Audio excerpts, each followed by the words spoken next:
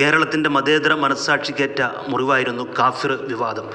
തെരഞ്ഞെടുപ്പ് കാലത്ത് രാഷ്ട്രീയ കേരളം ഏറെ ചർച്ച ചെയ്യപ്പെടുകയും ഉണ്ടായൊരു വിഷയമായിരുന്നു കാഫിർ സ്ക്രീൻഷോട്ട്. അതിൻ്റെ പിന്നിൽ നിരവധി സാംസ്കാരിക പ്രവർത്തകരൊക്കെ ആ പോസ്റ്റ് ഷെയർ ചെയ്യുകയും അതിനെക്കുറിച്ച് അഭിപ്രായമിടുകയും ഒക്കെ ചെയ്തു. ഇത്തരത്തിലുള്ള നീചമായ പ്രവൃത്തി കൊണ്ട് വോട്ട് പിടിക്കരുത്, അല്ലെങ്കിൽ അതൊരു മതേതര കേരളത്തിന് ചേർന്നതല്ല, UDFന് ചേർന്നതല്ല എന്ന തരത്തിലുള്ള വ്യാപകമായിട്ടുള്ള പ്രചരണങ്ങൾ അഴിച്ചുവിടുകയും കവലകൾ തോറും പ്രസംഗിക്കുകയും ചെയ്ത ഇടതുപക്ഷം പക്ഷേ ബഹുമാനപ്പെട്ട ഹൈക്കോടതിക്ക് മുമ്പാകെ കേരള പോലീസ് നൽകിയിരിക്കുന്നത് റിപ്പോർട്ട് പ്രകാരം കാഫിർ വിവാദത്തിന് പിന്നിൽ മുസ്ലിം ലീഗ് പ്രവർത്തകനായ കാസിമല്ല എന്നും അതൊരു വ്യാജ സ്ക്രീൻഷോട്ടാണെന്നും അതിൻ്റെ പിന്നിൽ അന്വേഷണം വേണമെന്നുള്ള ശക്തമായിട്ടുള്ള ഒരു ആവശ്യമാണ് ഹൈക്കോടതിക്ക് മുമ്പാകെ കേരള പോലീസ് വച്ചിരിക്കുന്നത്.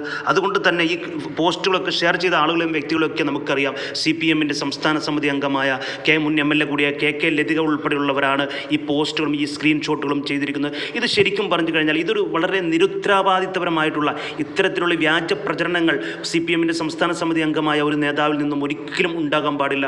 കാരണം ഇത്തരത്തിലുള്ള ചെറിയ വിവാദങ്ങൾ ഇത്തരത്തിലുള്ള പല പ്രശ്നങ്ങൾക്കും വലിയ പ്രശ്നങ്ങൾക്കും കാരണമാകും. അതുകൊണ്ട് തന്നെ ഇത്തരം പ്രവർത്തികൾ ചെയ്തവർ ആരായാലും അവരെ നിയമത്തിൻ്റെ മുന്നിൽ കൊണ്ടുവരണം. ഇതിൻ്റെ മുൻകൈയെടുത്ത പാറക്കൽ അബ്ദുള്ളയും അതുപോലെ തന്നെ കോഴിക്കോട് DCC പ്രസിഡന്റ് പ്രവീൺ കുമാറൊക്കെ വളരെ ശക്തമായ നിലപാടാണ് സ്വീകരിച്ചത്. ഈ നിലപാട് അവർ സ്വീകരിച്ചില്ലായിരുന്നു എങ്കിൽ ഒരു പക്ഷേ ഇന്നും അതിൻ്റെ പിതൃത്വം ഏറ്റെടുക്കാൻ ആളില്ലാത്ത ഒരു അവസ്ഥയിലേക്ക് ഈ കാഫിർ പോസ്റ്റ് വിവാദം മാറുമായിരുന്നു. അതിനൊരു അപവാദം എന്ന രീതിയിലാണ് ഇതിന് ശക്തമായ നിലപാട് സ്വീകരിച്ചുകൊണ്ട് UDF പോയത്. അതുകൊണ്ട് തന്നെ ഈ പോസ്റ്റ് സൃഷ്ടിച്ചവർക്കെതിരെ മതസൗഹാർദ്ദം തകർക്കൽ, കലാപശ്രമം ഉണ്ടാക്കൽ തുടങ്ങിയ ജാമ്യമില്ലാ വകുപ്പുകൾ പ്രകാരം കേസെടുത്തുകൊണ്ട് ഇത് കേരള പൊതുസമൂഹത്തിന് ഒരു മാതൃകയാകണമെന്നാണ്